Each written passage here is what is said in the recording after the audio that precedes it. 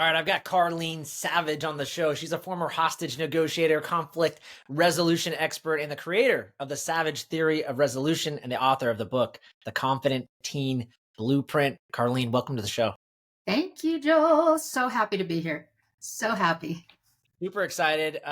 You are a fierce, fierce woman within a tremendous background. You know, I have a background in law enforcement as well as you, and just excited to connect with you and learn. Again, we were talking offline how a lot of our skills in, the law enforcement space helped us later in other areas of our life, like who knew, like marriage and parenting and all these things. But always curious. Tell the audience who don't know too much about you, like your background in hostage negotiating, and then how that led you to where you're at, what you're doing right now. Well, my background. Well, as I was sharing with you before we came live, is well, 7 children, married more than 3 decades. That's enough right there. And the reason I'm in this space is because in hostage crisis and mediation, so I'm a court mediator. I do mediations for families, divorce, civic, and business. So in mediation, and then I did work crisis lines, crisis negotiations and hostage negotiations. Look, they have the skills. They have very unique skills that if we glean from them, we can use them in our personal lives. And my situation was that I sat there and looked at all these fields and said, why are we waiting for the worst of times to use these? And it became very clear to me, we're using them because, or we're not using them because nobody's talking about it. Nobody's really gleaning. How do you transition the skill sets of a mediator or crisis or hostage negotiator and transition that over to your home life? How do you do that? And just because I'm in the field and that's kind of the way my head beats, is I started noticing these common threads that happen that are successful. And you and I were talking about that before we came on. And so I'm out here because, my own life before all of this was a bit of a train wreck. But I could see things, common threads, common themes, and common behaviors. And I started pulling from that. And that's how I came up with the Savage Theory of Resolution. I just love the work of conflict resolution so much. I love what it can do for families. And that's what kind of brought me here. My own journey. Was it similar to mine in the sense that you started taking a step back and you started saying, what's going on here? Let me figure out what's going on here. No. What train wreck? What is how come I can do this everywhere else, right? How come I can do this? And I can't do it here. And my situation was that my husband suffered a brain injury and we were Cinderella story, and just everything vibed and everything looked perfect, was perfect. And then he had these 3 accidents in 9 months and left him with a brain injury. And, that happened like roughly 30 years ago. And but here's my kicker, Joel, is that we kept it secret for 16 years. Whoa. So I was able to keep it secret from in my professional life, in our civic life, in our volunteer life, in our family. Our own 7 children didn't even know that my husband had a brain injury. I was so good at dancing around all the issues, at shifting the focus, at not shifting blame, but shifting focus. Like I could make people move to where I wanted them to move in a conversation so they would lose sight of asking, hey, what does your husband do? Or, what's going on there? And nobody really was able to penetrate that. And so I was very good at it, but I was completely broken inside. And I think you and I both know something about that, about just finding your brokenness and going, you know what? It's not about the world.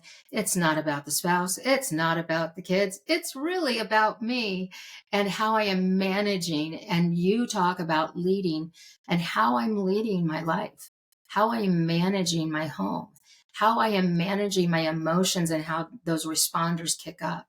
And so anyway, but yeah, yes, we came by similar paths. Yeah. Yeah, no, it's great. And I remember like one of the most famous adages of like AA, I believe AA, they say the first thing you have to do is look at the truth. And that's you. That's an inner game. And Yes. nobody wants to look there. That's why it's so hard. But when you do there, you really get some good answers. And so I see a lot of growth for a lot of people like yourself. Some of the greatest, world changers and leaders out in this space are people that looked in, and that's why they're here. And it's epic when you want to do, I mean, if you are that brave, bold, courageous person that's willing to play that game, you are going to find such light and truth and magic and miracles and power. I mean, women are on this, women are on this big power kick. The thing is that you don't know power until you know you. And once you know you and you know how to manage it in an, efficient, effective, and kind way, there is power. Yeah. Yeah. I'm really excited to dive into your new book, The Confident Teen Blueprint, Yeah. because I don't have teens yet. I have an 11-year-old and a 7-year-old, but I was Mhm. just talking to my sister-in-law who's embarking on her own teenage journey, and she's very deep in child development and has a speech pathology degree, and so she's very in this space. And she was telling me, Joel, teenage brains change, and we were talking about Daniel Siegel's book, the Teenage Brain. I don't know anything about teenagers, but I know that'll be the next evolution for me.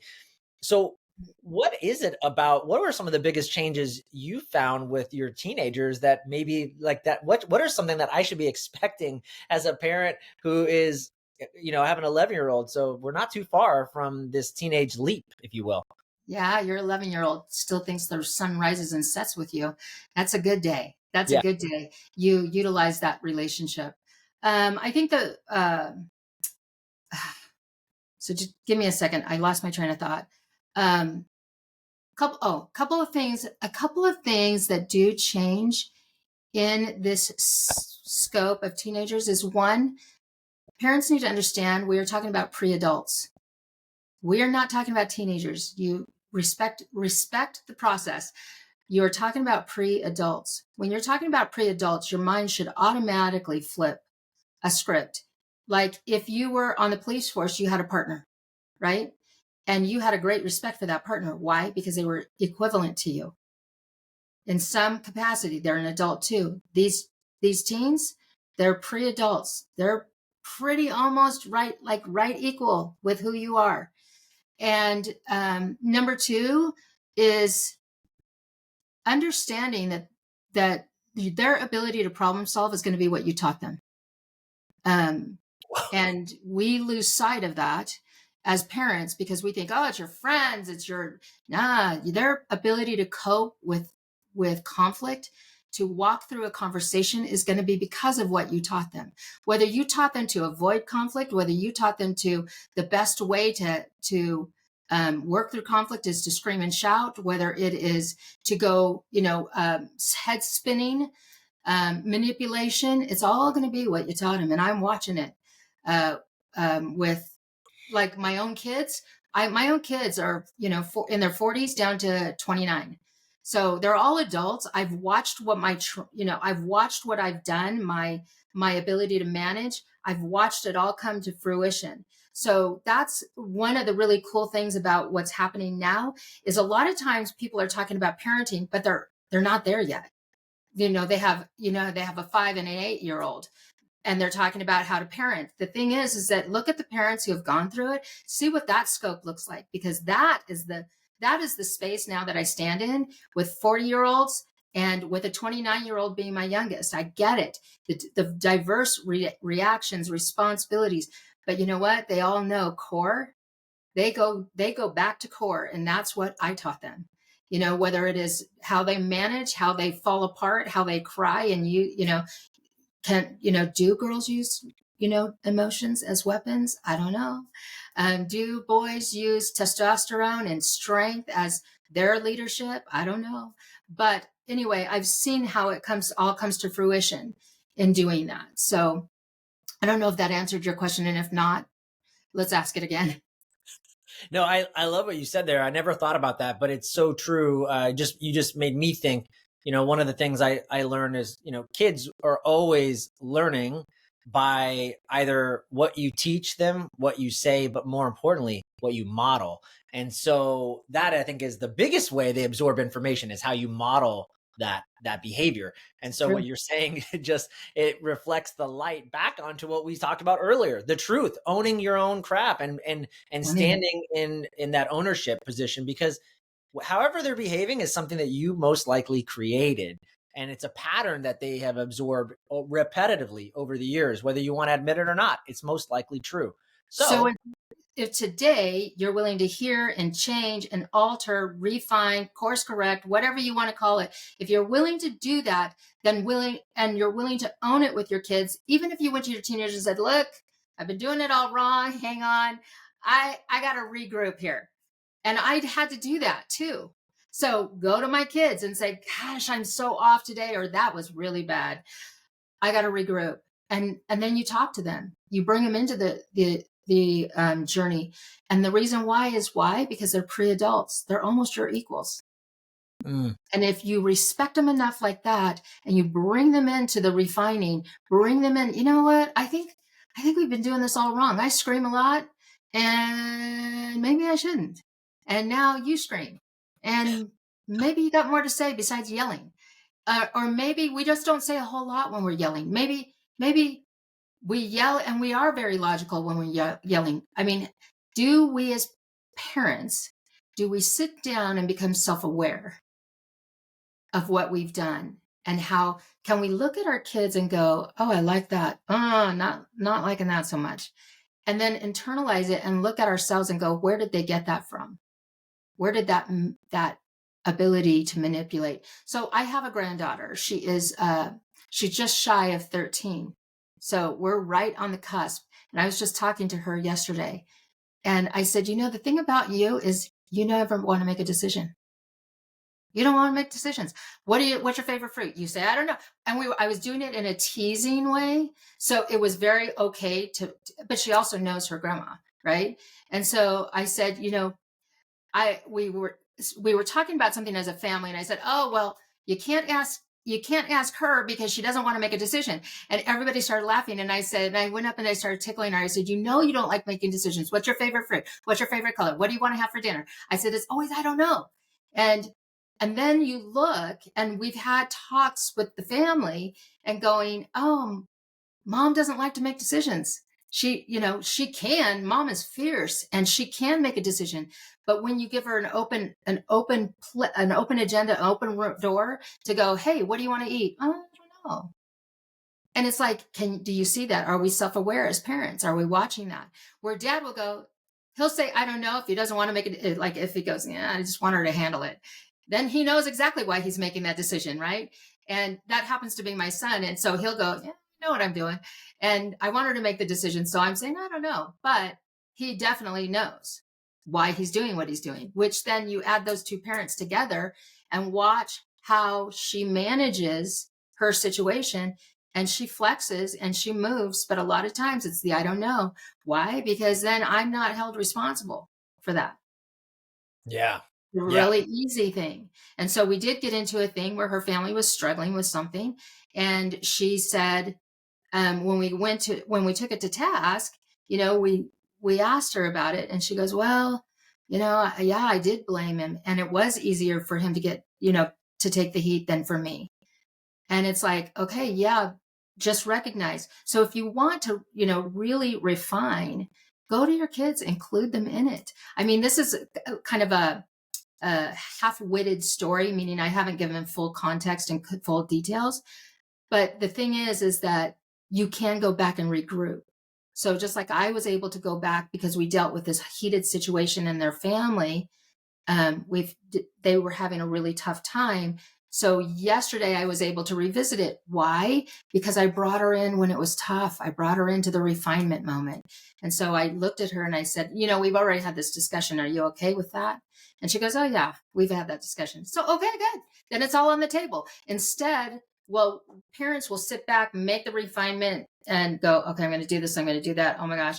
And then they can never come out with the truth because you didn't in the first place. Where if you want to course correct, come out with it. I'm messing it up. I need to fix this. yeah. Yeah, wow, that's so good, and it just made me realize like you're bringing them like I'm not talking at you. I'm not. We're not actually not against each other. I'm actually on the we're on the same side. I'm actually Absolutely. bringing you in. So when I bring you in on this, we're actually walking through this journey together. And when you feel that way about someone, it's not me talking against you or down to you. It's like, no, I'm actually on the same side. I'm on your side.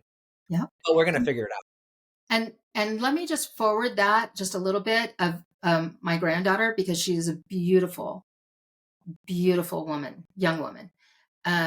But what we were talking about is her job, future job. So we were able to take that whole conversation and go, you can't make a decision. And, then it became a, hey, what are you going to do about your first job? Oh, I have an idea for you. And I started talking about this job. It's a high paying job. It's something she could get into. And so I started telling her about it. And I was able to say, look, it's a detail oriented job. You're really going to have to be able to focus and pay attention to the details. Blah, blah, blah, blah. And we talked about this. And I said, how do you feel about it? Oh, yeah, I could do it. And I said, it cannot be a job where you can go in and say, I don't know. And now we can have that conversation. Why? Because we had that conversation in the tough time, but we had it on the same team. We looked at the ugly of it. So when we're parents and we're trying to regroup, you can't act like we're the perfect ones. I'm not the perfect one. I am probably the most broken in the circle. And so I do need to course correct this. And this is what I think. I do think we need to make more decisions. I think, it should look like this, and we're going to do it wrong, and it's going to look lousy, but we got this. And then here we are a year later, we can talk about, hey, your next job. And I laid it out. This is what I think you should do with your next job. This is how I think it should be managed, because I have the ability to influence her being hired for that job. And so I said to her, your inability to make a decision is going to have influence on that. If you're going to be an irresponsible teenager, I'm not going to recommend you for the job, because your parents don't need the headache. Your parents don't need that headache. And Mm. I'm grandma, and I already have these conversations. And I've already done it with my 7, and I've already done it with another 12 teens that lived with me. I've already got this. I understand the conversation. So as I was walking through it, I was able to take every thread of potential conflict and go, hey, we already covered this, right? Are you okay if we cover it now? Yeah, I'm okay with if we cover it now. You have a problem making decisions. Okay, well, let's talk about the job. Okay, it can't be a job where you think you're going to go in and not make decisions, because she can. And when she does, she's powerful. And she knows that. I articulate that. I share that with her in the strength and the weakness of it. And so it becomes a very beautiful ability to live a full life for her. And she's going to rock it. So I'm really excited for her. Yeah, that's so cool. I wanted to ask you, as a hostage negotiator, like, what do you think is one of the most surprising skills that you had to use that you then later use with your children to resolve conflicts peacefully? Oh, that's a good one. I guess the ability, and I kind of have always found this with my kids, and had the ability. I just didn't see it in a hostage situation. And that is the ability to, okay, so let's talk really transparent for a second so people Mm. understand. And I don't know if you've talked about it, Joel, but understanding in hostage negotiations, there's a team of people. Okay. It's not just one girl, one dad, it doesn't look like that. There's a team of people that support. That is the beauty of a hostage situation. The other thing,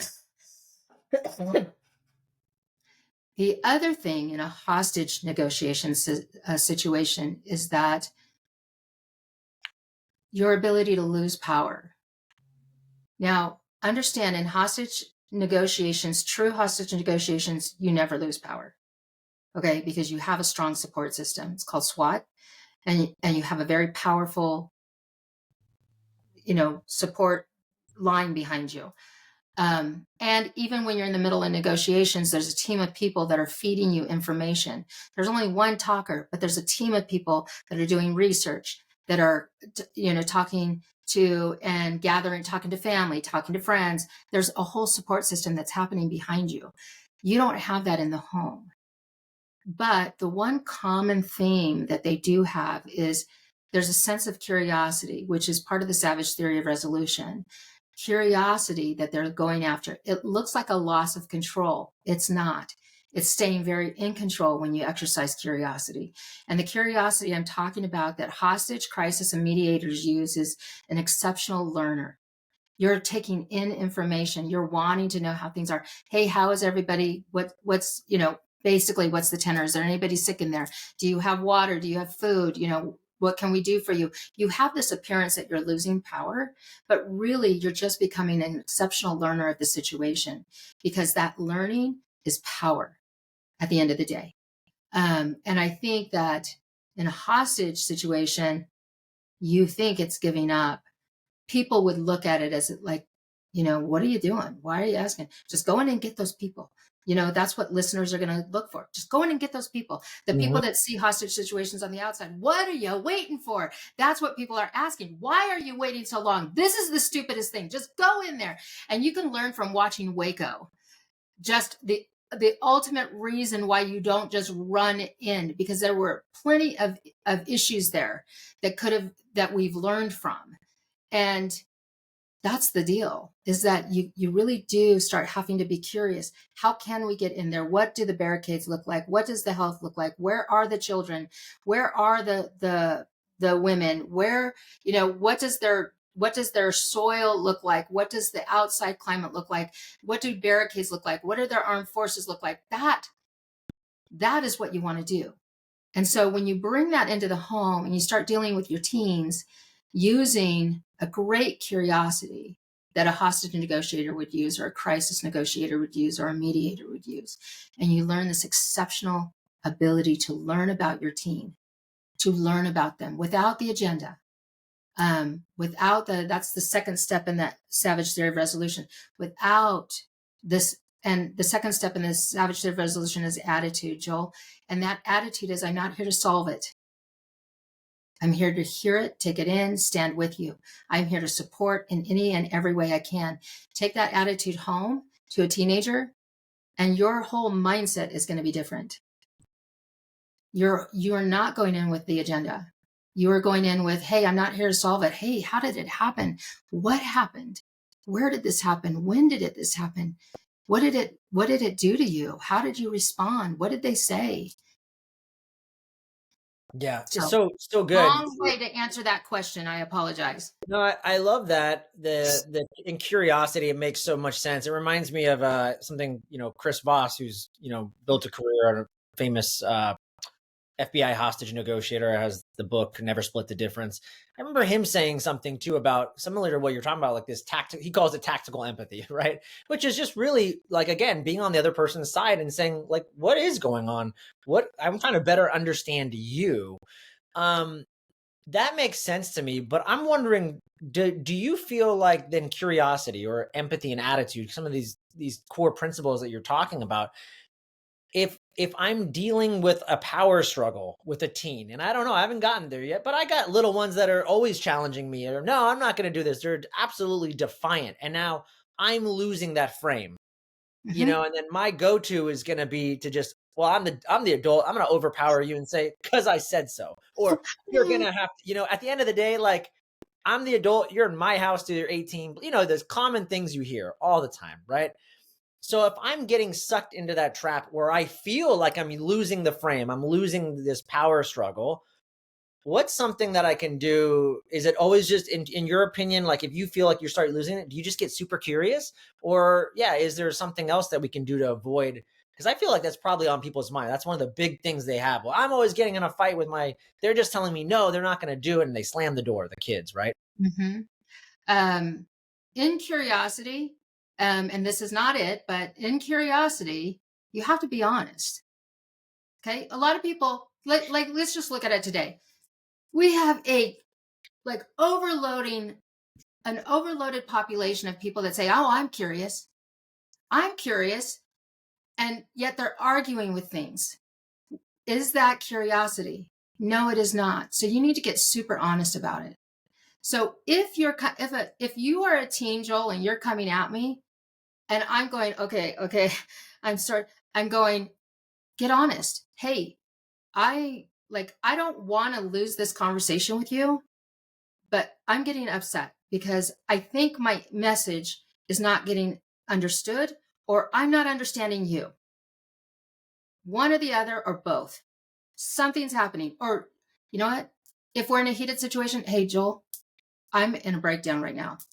I'm having a breakdown because it's not connecting. Or, Joel, this isn't working. And so I'm not understanding a few things. Or I'm getting ready. I remember it was a common thread in my house that I would go, look, I am having a bad day. And so just understand, if something's going to happen between us, you're probably not the problem. And so just know that right now. They could come home from school and I'd be like, little sparks would be flying, and I'd go, you know what? And I'd have to come clean. I'm having a bad day. I'm having a bad day. So just know that. And let me just figure this out. And so they would know, oh, okay, mom's having a bad day. We're just going to, just hang out over here doing our thing.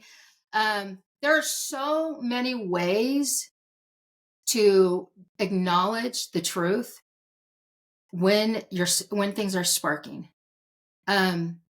You can have battles. I do it with my adult kids now.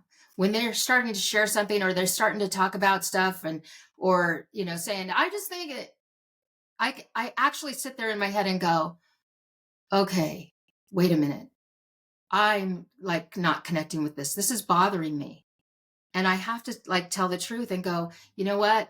Even with my adult kids, I'll go, I'm not seeing it that way right now. So give me a minute. I got to process this.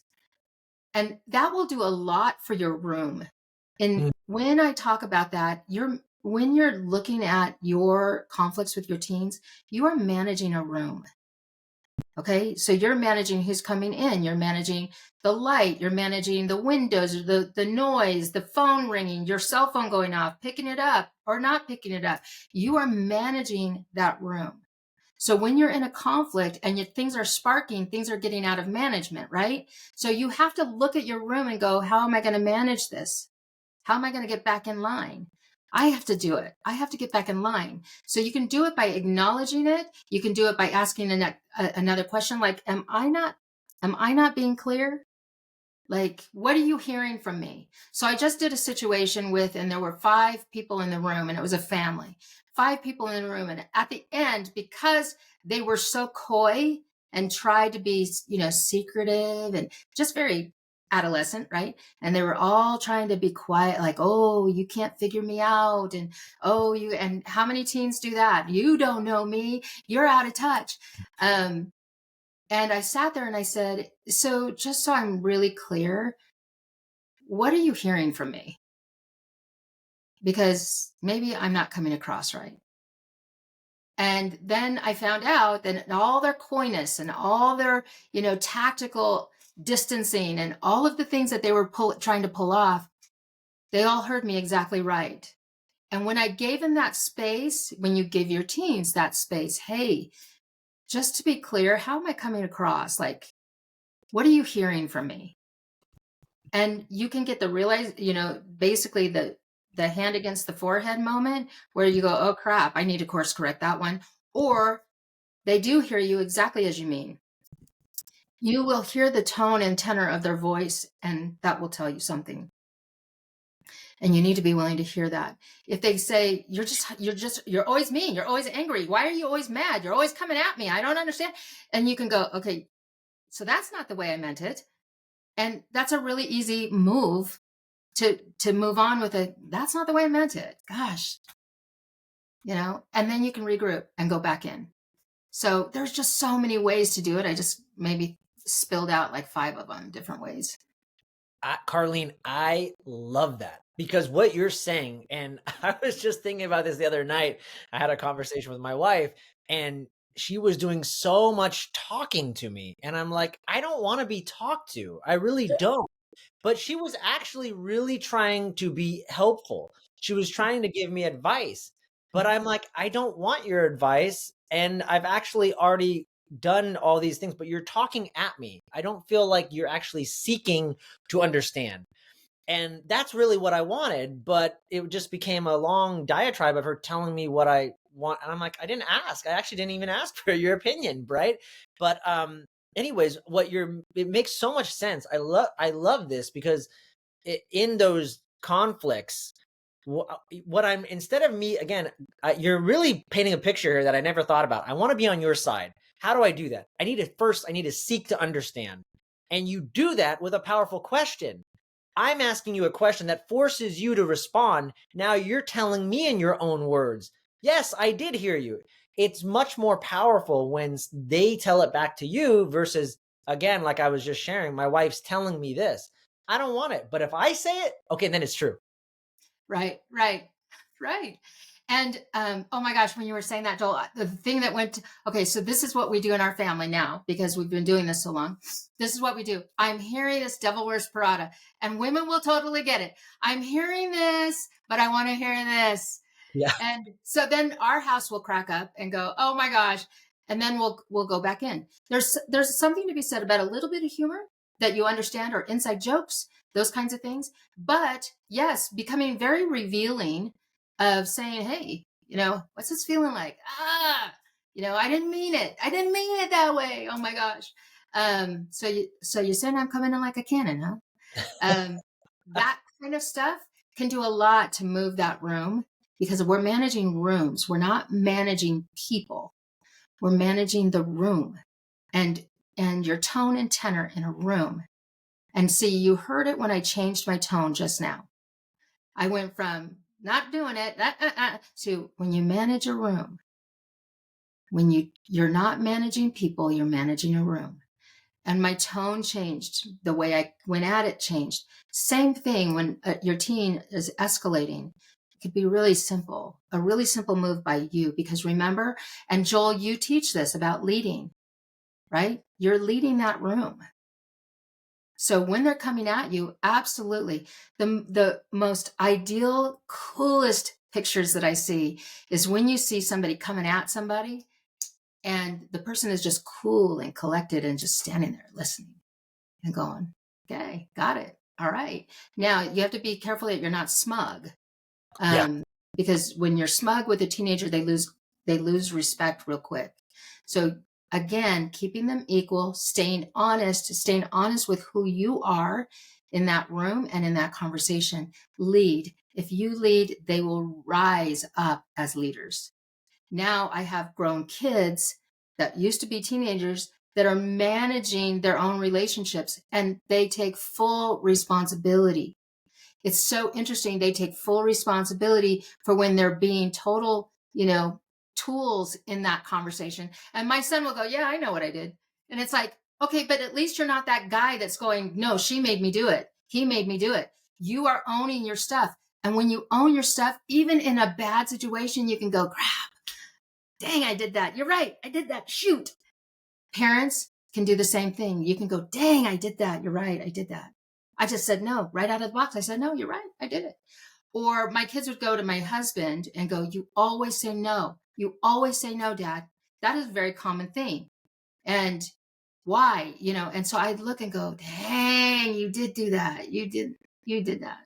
And that's one of the other things you asked me in an earlier question. One of those things is nobody is above the law.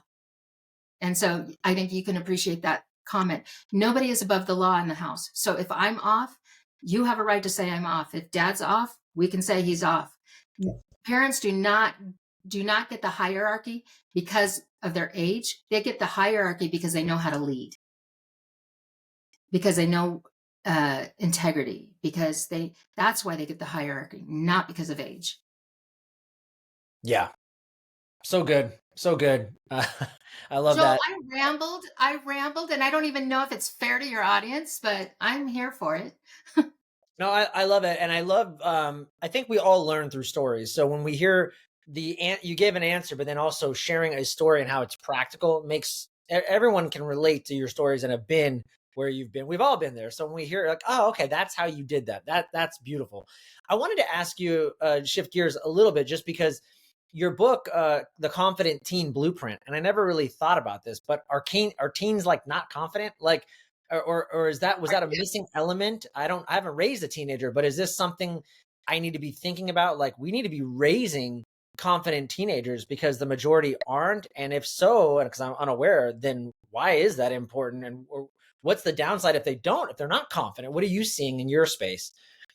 Number one, I think the biggest message, and don't lose sight of your question, but the one thing I do want to say about having confident teens is understand that I created a confident teen, and I am on the other side to see the cost, the price, and if indeed it worked. So it did work, but there is a cost. And that's the big part that I'd want parents to know. Look, I only need to look at you to know whether your children are going to be confident.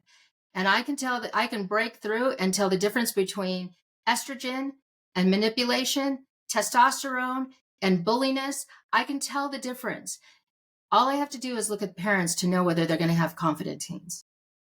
All you need to do is look at yourself and know whether you're going to have confident teens. If you're always double questioning, triple questioning yourself, if you're always avoiding, oh, I don't want to get into that conversation, or if you're always blazing your way through the conversation, is that confidence? Or is that a cover up for something else? Number one. Number two, the price of confidence, this is what it looks like. So parents, if you want confident teens, understand the cost. You have to be willing to stand there and let them be lonely. Can you do it? You have to be the one to stand there, watch them get blamed, and watch how they manage through it. And then you stand in the back and you catch them when they fall. And then you push them back up. You teach them how to have the conversation and you push them back in. Can you do that? My son was 11 years old. He won the national championship for D1 JCs in soccer in his freshman year. At 11 years old, they took him to Texas for a tournament. He was high level. My other son he was top 100 in soccer for the U.S. And he traveled for the U.S. representing the U.S. in ODP. And so I'm not talking about slouches. Okay. So they have testosterone. They know competition. They can go in and they can go in hard. We don't make excuses for it. So my 11-year-old son is going to tournament in Texas and he's going with all these burly, manly guys. Loved it. He comes home and he goes, Mom, what is Hooters? And I went, why? Because I'm not diving in. I'm not going to make assumptions. It's all the things that you do in conflict resolution. I'm not going there. So I said, why? And he goes, because they wanted to go to Hooters for dinner. And I just had a feeling and I just didn't want to do it. I just didn't feel good about it. So I said, no.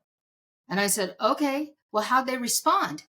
He said, well, this adult came in to my bedroom when nobody was there and said, basically, you're crippling the whole team. You're not a team player. They all want to go to this family restaurant. And what's the matter with you? He goes, and then the head of the board came in and said, what's the matter with you? We all want to go to Hooters. This is just good fun. You don't know what you're doing. Why are you dividing the team? If you don't say yes, then none of us can go because that's the policy. We all have to go or none of us go. And three adults went through that. Now, what would a mama bear do? A mama bear would bail in. I'm coming after you and I'm coming hard and don't you mess with my kids. And I had to sit back. That's a confident teen because I'm a confident parent. I know what I'm doing when I'm parenting. I know who I am. I know how to show up. I know my weaknesses. I'm very self-aware. So when I dealt with him, I had to stand back and, okay, true mom moment. I had to go get alone and I cried. And I thought, how dare you do that to my son and put him in a position to square up against these adults that are over 6 feet tall to a kid that's 5'2" at the time. Yeah. How dare you? That's how the real feeling was. But that's not the mom that came out. I said, you stand for yourself. We taught him what Hooters was. We taught him what, all the marketing stuff that Hooters is all about. And we said, now what do you think? And he said, I made the right decision. I didn't want to be part of that. And I thought, and then you have to go, oh crap, where did he get that manliness from?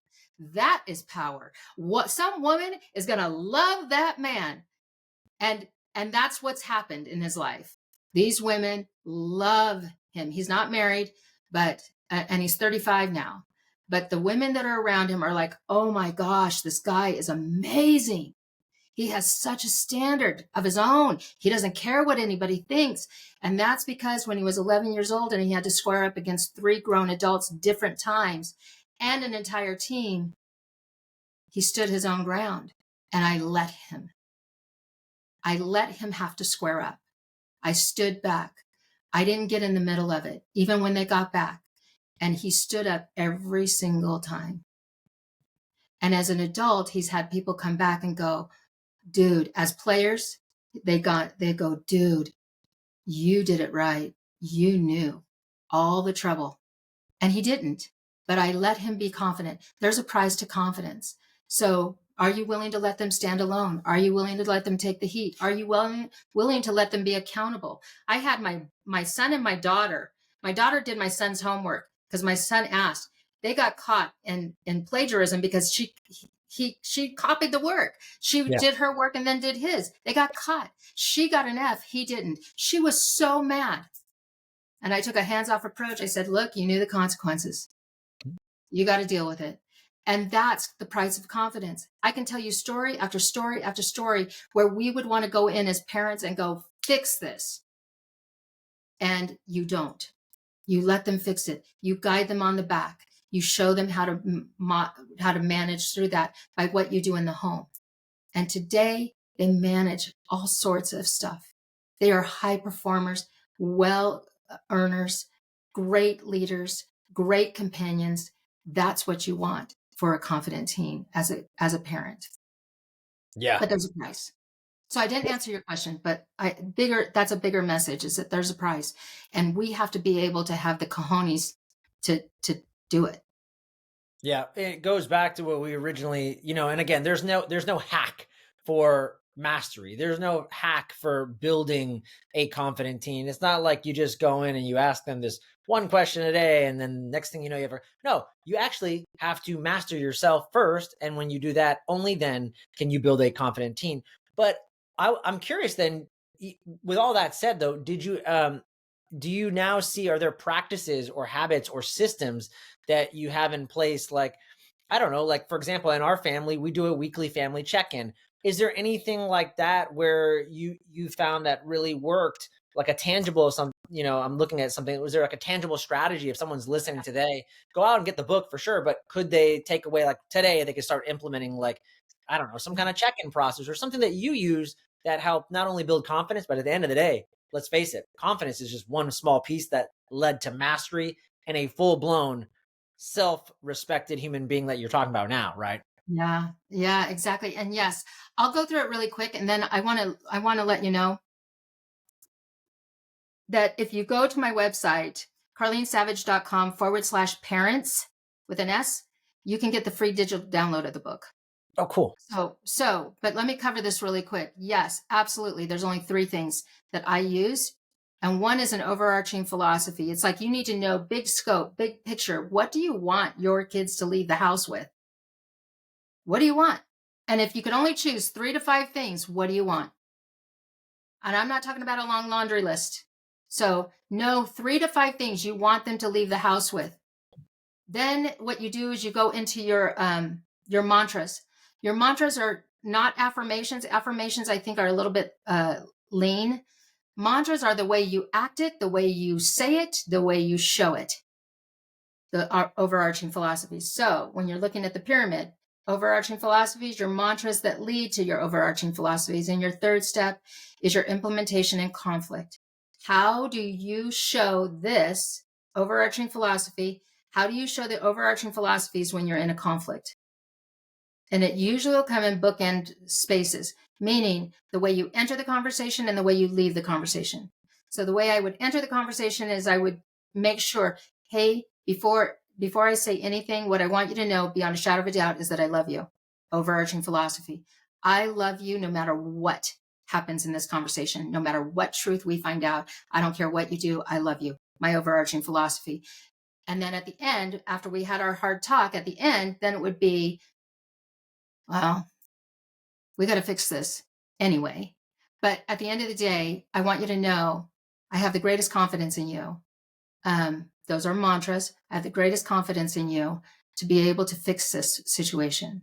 So the daughter and the son, when they copied the homework, did the whole thing, I said, you're going to have to go back and deal with it. That's the middle conversation, right? I want you to know I love you guys. You guys are brilliant people. I mean, for them to come up with that and go ahead and masterfully calculate all that and figure it out, that's brilliant to me. So it's like, I want you guys to know you guys are brilliant people. So impressive, the work that you do. But we had a little problem with the plagiarism thing. You guys cheated on this and you got caught.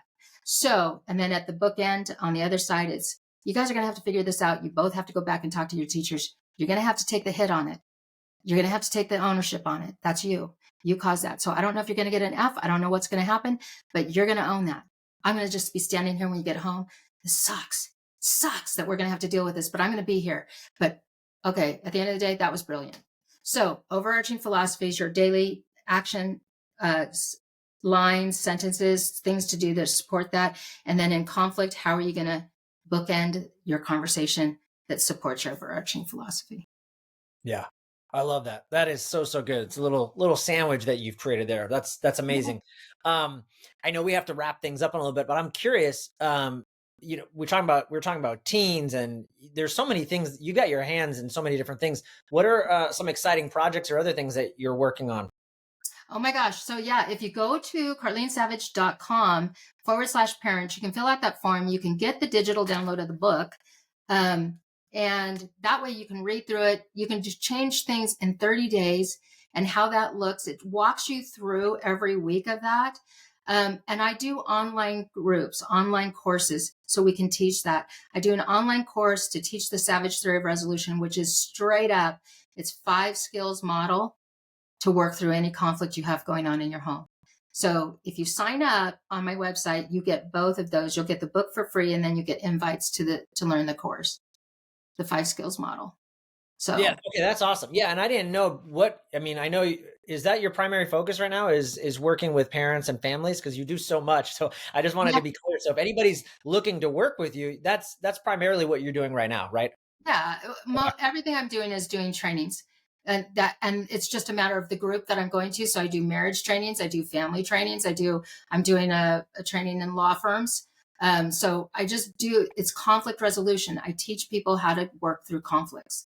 Amazing. And that's the amazing thing. But because I'm so old and I've gone on this journey so long, it's like you can see the results on the other side of it too. Yeah. Yeah. So, and then if someone's like, for example, me, a parent, or even if they're coming for you for marriage, do you usually do a lot of group coaching? Are people kind of in a certain cohort for a certain amount of time, or do you kind of individualize everything for everybody or customize things for them? I have group cohorts that happen every quarter. And so that's what you get news on is the group cohorts.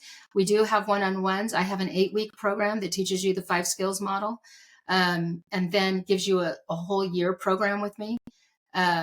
So, I mean, there's just lots of different ways that you do it. My one-on-one sessions don't happen often, and I only take like 5 people a year in order to work one-on-one because their outcomes are so critical, meaning not everybody's outcomes and desires for outcomes are critical. But because I only take a handful of people, I take a handful of people because I know that their outcomes are critical for them. Yeah. So they just No, I get invest. that. It makes a lot of sense. Yeah. Makes a lot. No, and I love that there's a little bit of a buffet there. I can kind of choose what I want and how I want to work with you. Yeah, So amazing. exactly. That is so cool. Man, I could talk to you for days. I probably have to bring you back on and do a part 2 just for the heck of it, because I think there's just so much we can cover. This is a negotiation, salesmanship. It's Yes, so true. conflict resolution. It never gets old because it is such a we never got taught it in school, and you don't get it usually taught by your parents. It's a skill. I always tell people this: marriage is a skill, fatherhood is a skill. And that's why I wasn't good at it, because I learned from my dad. And not to say that he was bad, but just that there were things he could have done better. And I learned by that. And I had to hire coaches. I had to pay people like you to learn these skills, and it's made my life so much better. But it wasn't taught in school, it wasn't taught in church, it wasn't all the places that most people go to learn stuff, wasn't taught there. And so that's why seeking out leaders like yourself is just so important and so critical for all aspects of life, whether it's health, Yeah. wealth, marriage, doesn't matter. Thank I'm you. so Very grateful kind. we have connected with you. Any last thoughts or anything I didn't ask you that you wish I had? No, Otherwise, but I'm saying this is so amazing. It's just amazing to spend the time with you. I appreciate you, your time, your investment to your audience. It's just magical. So yeah, good. thanks, Karleen.